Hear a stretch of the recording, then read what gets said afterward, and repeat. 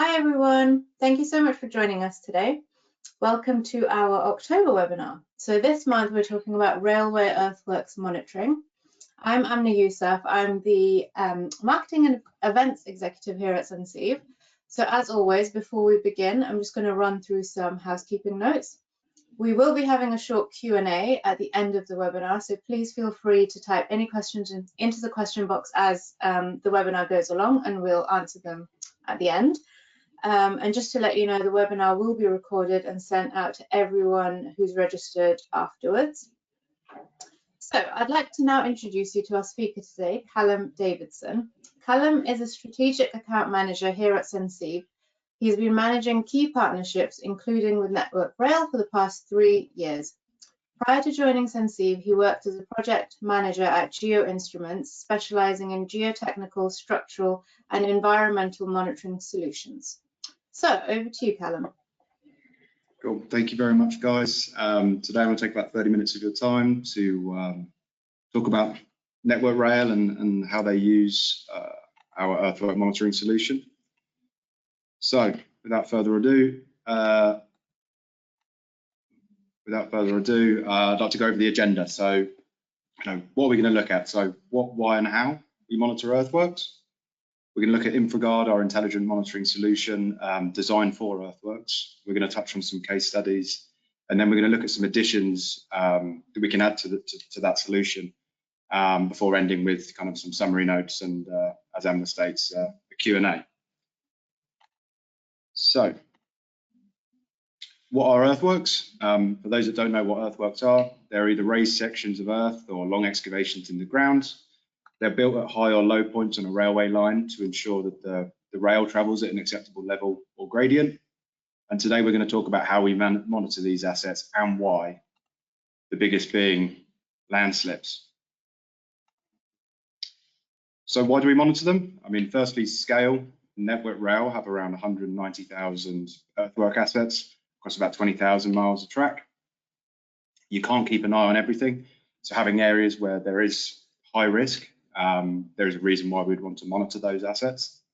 Age, most of the UK rail network was built in the Victorian times. It's around 150 years old, and it was constructed to different monitoring techniques, or different construction techniques to today. So, down where I am in the southeast, the cuttings of the earthworks are extremely steep, and nowadays construction activities or construction is different, so it's more susceptible to landslides. Geology, certain areas of the UK are more susceptible to landslides based on the soil makeup. Climate change, so believe it or not, the UK is getting wetter. Around 5 of the 10 wettest years on record have been over the past 20 years. And finally, we're getting faster, more frequent trains using the railway lines, and unlike other areas, trains cannot swerve, kind of undermining of the track or debris on the track. So we need to ensure that we're monitoring something and we're alerting the asset owners to either slow trains down or block lines if needed. There was about 140 landslides last year, with some of the images on the right-hand side here. So we just need to make sure we know what the assets are doing and we're informing the right people to make decisions on those assets. So, how can we monitor them? One way of monitoring them is with long life wireless sensors. So we've got an array here. So on this landscape, we've got some track monitoring sensors for track geometry. We've got some structural sensors, so crack sensors or optical displacement sensors for convergence or divergence within a tunnel. But obviously the main focus here today is the sensors such as tilt meters that we deploy on earthworks, so cuttings or embankments, to understand what we're doing, and also reducing boost on ballast, because we're collecting stuff with wireless sensors that basically relay data 24/7, 365.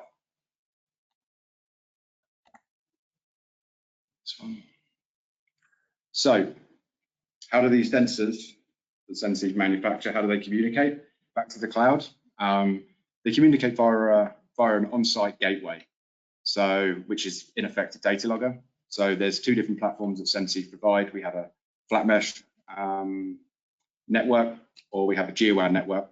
The GeoWAN is a long-range wireless platform that communicates with independent sensors miles apart from one another. So for example, if you've got some crack monitoring sensors on, say, like the Glenfinnan viaduct as shown here, if they're sparse in their kind of deployments or very separate in their deployments, you might opt for a GeoWAN solution where you're basically one of the nodes will connect to the gateway, and there's no real intelligence on it, but it will just send a reading let's say every hour, but there's no more intelligence to it. Or the flat mesh solution, which is in effect like a spider web mesh network, which relays data at much faster frequencies, and there's some intelligence that we can build into that mesh network, and that's what we're talking about today. And as shown on this kind of picture, that could be, say, a rockfall or an earthwork solution on the approaches to the viaduct, just to the top right-hand corner.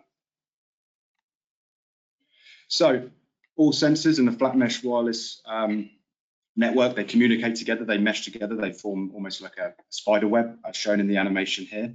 That ensures there's multiple avenues to get data back. On top of that, we can also do some pretty cool things, which we'll talk about a bit later on. Once the data gets back from the sensors to the gateway, it then needs to be relayed, generally via cellular communication, back to the cloud, and then that can go onto either our visualization software, which we call Web Monitor, or it could go onto a third-party system that you may own. So now we've got kind of a brief understanding of what earthworks are and why they need to be monitored. We can talk about the earthwork monitoring solution that we offer to the network. So understanding when a failure is starting to occur is key to alerting asset owners. That's predominantly done by tilt meters on stakes installed at set intervals on an earthwork, cameras, which should provide your kind of validation, your eyes on site. So the cameras will take images of the tilt meters or that asset, and then you've got the gateway on site, which basically collects that data and pushes it to the visualization software. These three pieces of equipment are designed to take measurements at preset rates. So, for example, on a tilt meter, normally every, say, 30 minutes, it will take a reading, upload that to the cloud, or for a camera, it might be every 6 hours. It'll take that reading, upload it to the cloud. But what happens if an event occurs between the set rates? Would it be picked up? Unfortunately, no, it wouldn't, unless you have some intelligence built into the system. Fortunately, when providing earthwork monitoring, Senceive has a feature called InfraGuard, which basically allows us to detect the sudden movement, trigger equipment within a network, offer dynamic or live reporting, and expedite alarms. This means you won't, no matter the set intervals that you're working with, you won't miss an event or compromise your system's health. So first of all, if you have a tilt meter, or you have an array of tilt meters that are all connected within a system on an earthwork, if one of those tilt meters, if InfraGuard is enabled on the system, if any of those sensors detect any movement that detects 1 degree per second movement, it will trigger an alert, no matter when the next sample is scheduled. So for example, on a standard system, if a tilt meter took a reading at, say, midday, and it was due to take another reading at past, you wouldn't know if there was a movement. If any movement occurred between those two times, you wouldn't know until the next upload. If InfraGuard is enabled, if it detects any movement, say 1 second after it's taken its last reading, 1 minute after its last reading, it will push that data back, so you get an alert and say, hey, some movement's happened. We can also trigger adjacent sensors, which basically means if one sensor has moved, it will tell other sensors within its network, I've moved, have you moved? And it also allows something like the camera to take an image. So say a camera is set to taking a reading every 6 hours. If one of those tilt meters within the system moves, it will tell that camera to take a reading. So here on the kind of right-hand side, you can see an animation that one of those tilt meters would tell basically the camera to take a photograph, and then the asset owner can see you've got something blocking the track. This is kind of two examples of our day and nighttime cameras. As standard, they can see about 50 meters or a football-sized lump of earth, 50 meters distance. So here we've we've got the same between day and night. And again, this is at preset intervals on request or when triggered by a tilt meter that's installed on the earthworks. We also have variable reporting, which basically means that you're only getting data when you need it. So, for example, here, you could say, set a tilt meter to say, I'm going to take a reading every hour. If I move, say, 10 degrees rotation, I'm going to start reporting every 30 minutes, down to 20 minutes, down to 10. That's entirely up to you, but in effect, it basically means you're getting high resolution data when a failure is occurring. You're not just depending on having a tilt meter reporting every minute or every 2 minutes. You become inundated with data, and generally the battery life, as these are wireless sensors, the performance isn't going to be anywhere near as good, and it's not going to last you 12 to 15 years that our sensors would if installed on site. This can be visualized on an animation. So here we've just got sensors preset to take readings between 0 and 10 millimeters per meter movement every hour. And then we've got something happens on the orange band, you get a trigger that there is a rotation just after 2 p.m. In the day. It goes to orange or amber alert, and we're getting additional triggers here. So, for example, here we're getting readings, say, every 20 minutes now. This is done locally at the center level. So you're getting additional data when movement is occurring, which is really key. If we kind of consolidate all those, the variable reporting, the triggering of adjacent sensors, and the kind of movement detection, the InfraGuard, if loaded onto tilt sensors or onto our system. If we look at all of those in one level, you can basically see that number one, you just have a system that is triggering sensors reporting at normal intervals. So say every 30 minutes, you're getting readings from the tilt meters, and the cameras are just uploading every 6 hours. Number two, if one of those sensors, you can see circled, if one of those sensors detects any movement, it will trigger the camera, or it will tell the other tilt meters to take a reading. Have they also moved as well? But it'll also tell the camera, hey, take a reading, and you get that data back. So you'll see an image come through onto your phone or via email or onto our kind of web platform to verify if that is true movement. Is it an animal? Is it someone hanging a coat up? You get to understand it a bit better. And then if there is a sudden failure, you're going to get all the reading, all the sensors taking faster interval data collection. It's also going to push the data up to the cloud much faster. And then you've got an image in front of you that verifies there has been a landslide or undermining of the track, and you can make kind of informed decisions from that data. So we've kind of just gone over kind of the sensors and what InfraGuard, the main kind of focal points on InfraGuard. If we want to look at now the kind of the types of earthwork monitoring that Network Rail use our equipment on, it can be pretty much broken down into 3 different types. One is long-term monitoring. So this could be embankments that are seen to be high risk. There has been no failure yet, but let's put something out. Let's see if that, let's see if there is movement over time. Maybe there isn't. Maybe there could be an embankment or a cutting that seems to be safe, but you've deployed some equipment on there, and actually during wet weather events, that starts to move before maybe some of your higher risk sites. So maybe you'd look to remediate that slope first. We've got reactive monitoring, so following an event, get to site and we can kind of contain or see if anything else is moving.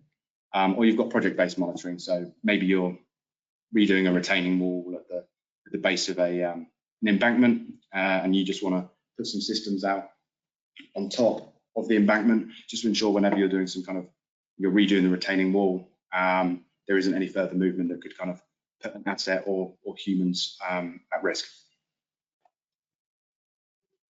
So here we've just got some images that were triggered from our cameras, which is a failure of an earthwork over time.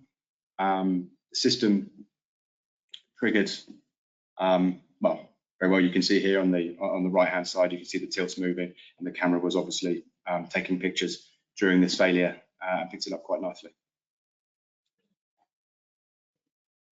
Got long-term and reactive monitoring. So on this, we were monitoring this site, and the cameras did take photographs, and informed decisions were made to shut the track after it was called in by train operators to say, hey, I think there's been a landslide. Our cameras were used to verify that there was a slip. But then during the remediation process, when the scour or the earthworks that were left from the landslide as they were being cleared away, some tilt meters were installed around the perimeter of the earthwork, and that basically informed the asset owners nothing's moving, everything's safe to continue, and basically just ensured that the limits or further failures weren't going to occur whilst they were remediating that slope. Another long-term kind of reactive monitoring project is shown here. On the top left-hand corner, I think you can see that there's a camera there, and then there's a tilt node, and then on the second picture, there isn't a camera and there isn't a tilt node there anymore. As you can see, the data down in the bottom, there's a spike that basically goes from into black alert. We've got 4 different variable alarms, as I said. It got into black, it triggered the camera to take a photograph, and then asset owners were alerted. So here you can see some kind of media images of the extent of the slip, and additional earthwork systems were also redeployed following the slip as a reactive approach to ensure that there was no further movement. Another major reactive slope is shown here. So the embankment collapsed underneath one of the tracks, and we put tilt sensors on the extremities of this failure, so to the left and to the right-hand side of the embankment, to ensure that no further movement occurred. So it shows that the sensors can be deployed, yes, long-term for kind of asset protection, but also following, failures, systems can be deployed to truly understand if any further movement is going to take place. If we go into minor reactive, this is just this is from some of our friends at SEP. Following a landslip, remote condition monitoring was used to monitor the electrical gantries, so the OLEs, alongside a failure. During the installation of a earth retention system to hold back the embankment, further movement was observed, as shown in the graph on the bottom right-hand side, and that allowed kind of the designers to kind of redesign the earth retention structure and complete it without any further damage. So SEP were able to basically say, hey, something's moving during the piling process. We need to redesign the sheet pile wall or whatever was used. Yeah, that's good.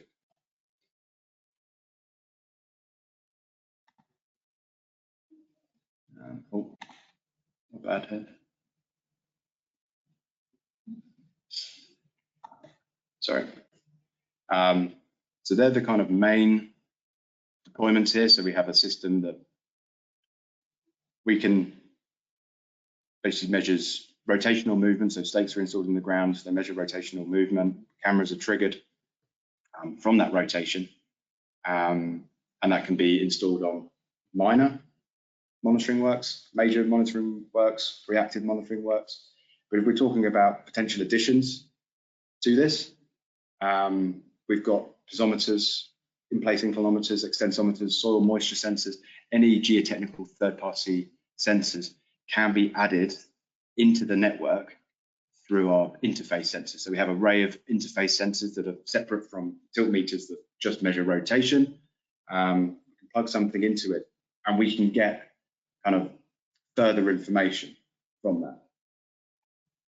So an example of this would be, you've got an earthwork monitoring system monitoring the cutting here, but you also want to understand the kind of the cause of the issue. There might be an area that you want to understand the poor water pressure, or any deep-seated failures that could occur from deep underground. So you might have an inclinometer that's installed, you might have a piezometer that's installed for poor water pressure.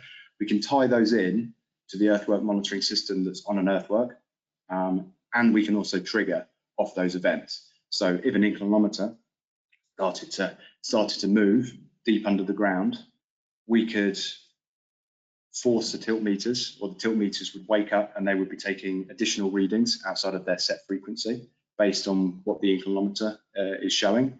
And we can also get the camera to take photographs based on that. This isn't just limited to kind of earthworks here. This could be, for example, tailing dams or kind of earthworks on a highway where you've got inclinometers that are being manually read, and they can be tied in via the mesh network back to the cloud.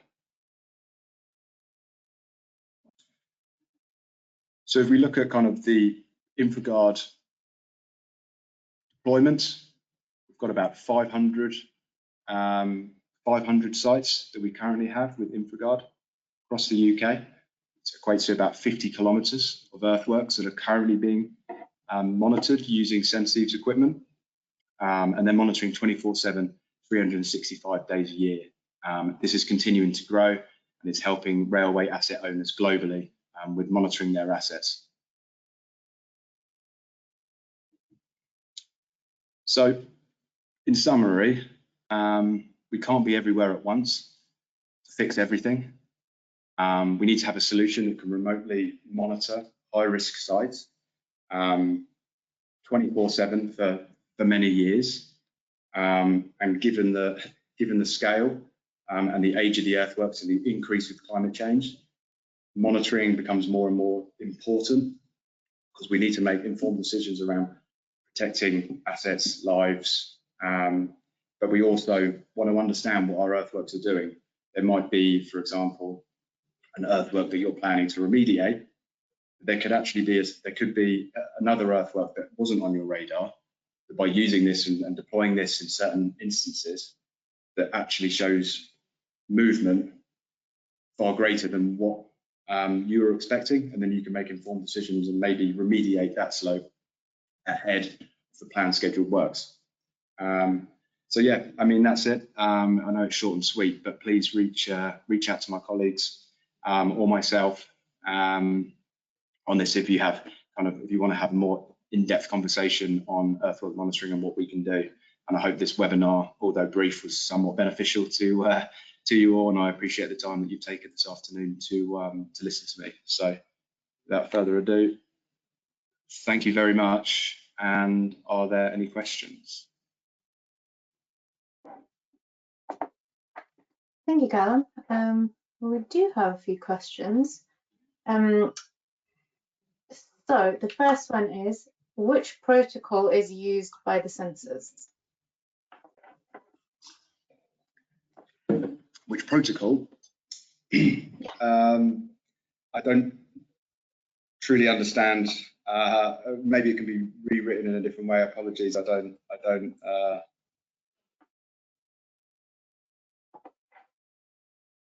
Yeah, sorry. Sorry, if that can be rewritten to me, I'd appreciate that. Sorry. Cool. Yeah. If you can ask the question again, that's fine. So next question. What, if any, is the most popular beam length used on the embankment stakes?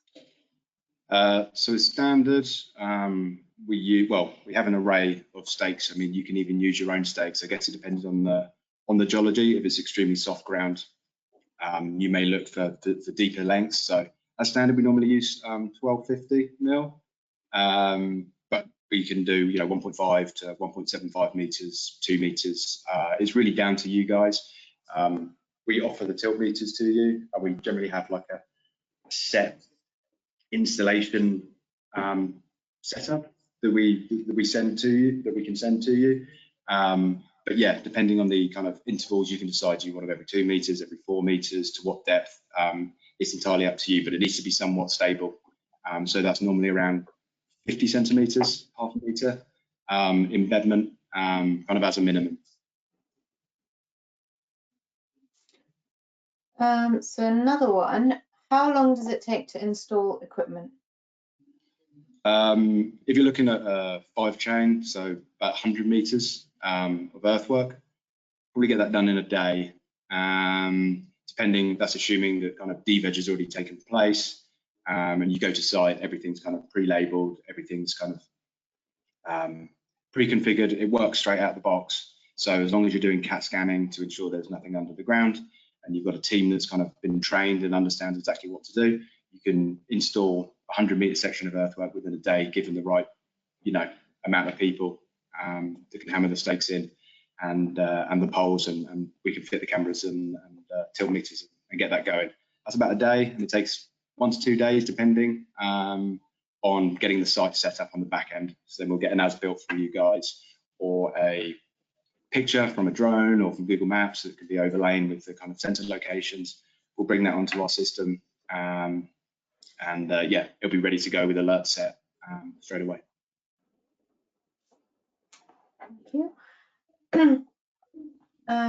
So another one is, other than network rail, where else is the earthwork monitoring used?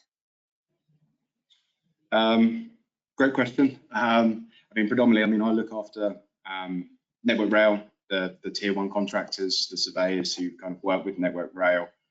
So I'm mainly focused on this. However, mines, some mine sites that we use this on, highways, certainly the UK is kind of our maturest market. That's just based on how long we've been doing it. We've kind of come a long way since Barnhurst and Wadhurst, which are the first landslips that we caught, going back 5-6 years now. But since then, it's continued to grow globally, and now we're working with kind of highways agencies globally, mining companies globally. But certainly railways, I think, based on the fact that trains can't swerve, is a real key kind of monitoring thing for this technology, or this type of technology.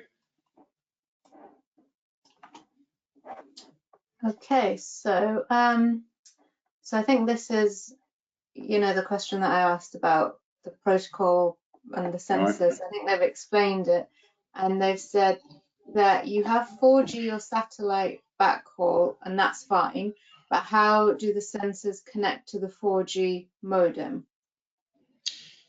Via a mesh network, so it's similar to Wi-Fi, 2.54 gigahertz, and that relays similar to Wi-Fi back to the gateway.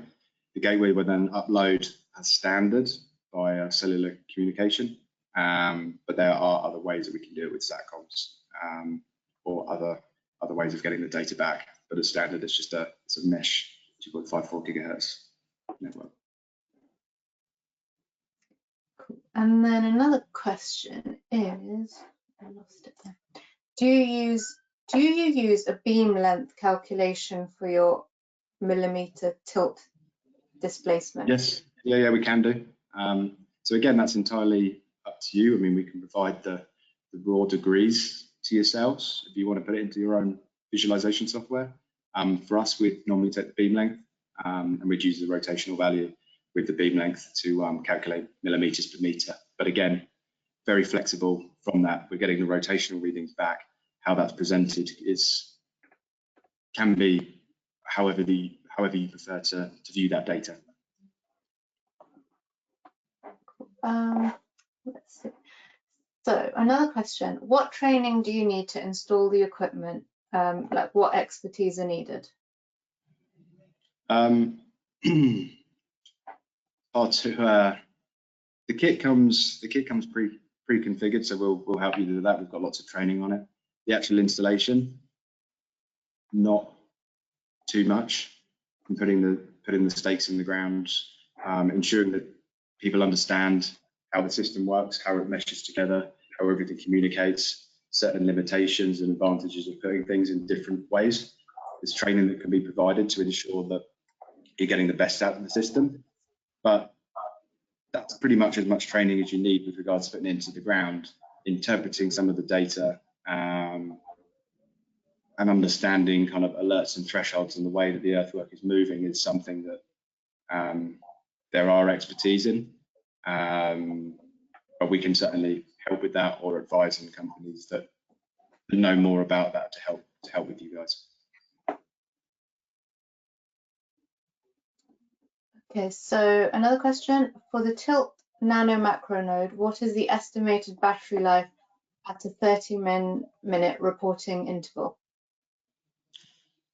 So as standard, we'd say with 30-minute readings, a node will last anywhere between 12 to 15 years at 30 minutes. assuming that it's always got connection to its host gateway. That can obviously depend massively depending on the connection and also what the earthworks are doing, as we talked about with the variable reporting. If sensors all of a sudden starting to read every 5 minutes or every 2 minutes, depending on how you set these kind of preset variable reporting rates, the batteries can go down from that, but as standard, anywhere from kind of 10, 12 to 15 years, depending on kind of how the system's set up and how the asset's behaving. Cool. So I think that is the end of the questions. Oh no, we've got another one in. So someone's asked, can you change the batteries? Can you change the batteries? The batteries, well, sensors will come back to ourselves. So after, let's say after 6, 7 years, if you put it on a site, that site working perfectly fine, you're taking it out and you want to redeploy it. There's been something you want to redeploy it for another kind of 5 to 10 years, and you want the data, you want the sensors, you want to ensure that the sensors work for that period of time.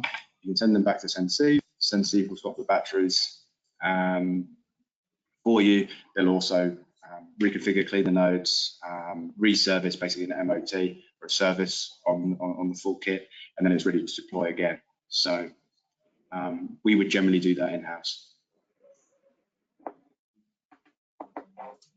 Cool. Okay. So yeah, I think that's everything for the questions. Obviously, if you do have any more, you can email us at info@senceive.com. Yeah, so please keep an eye out for our November webinar. We will be announcing that one soon. Yeah, I'd just like to say thank you everyone for joining us today, and thank you to Callum, and have a lovely rest of your day. Cheers. Thank you very much, guys. Bye.